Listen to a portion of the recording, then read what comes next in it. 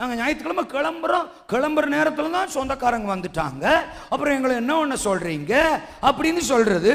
வருவாங்க, கிளம்புற நேரத்தில் தான் வருவாங்க. அதுக்காக இல்லை, அதுக்காக சர்ச்சை விட்டுறதா, அன்னைக்கு ஆராதனையை நிறுத்திடுறதா? அவங்கள பார்த்து சொல்லணும், மச்சான் ஐ லவ் யூ, தோத்துறான். ஞாயிற்றுக்கிழமை வந்திருக்கிறீங்க, ரொம்ப நல்ல விஷயம், தோத்துறான். ஆனால் இன்னைக்கு நாங்கள் சர்ச்சுக்கு போகணுமே. 2 ஆப்ஷன்.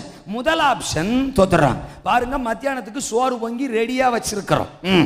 ஆமா, அதோ பாருங்க, அதுதான் கிச்சன். கிச்சன்ல இருக்கிற பாத்திரம் எல்லாம் வெளியில உட்காந்து திங்கிறீங்களோ உள்ள உட்காந்து திங்கிறீங்களோ, நாங்க வர்ற வரைக்கும் நீங்க வாட்டுக்கு என்ன செய்யுங்க, தின்னுகிட்டே இருங்க. செரிக்கிறதுக்கு செவனப்போட வர்றோம், தோத்துறான். இது முதல் ஆப்ஷன்.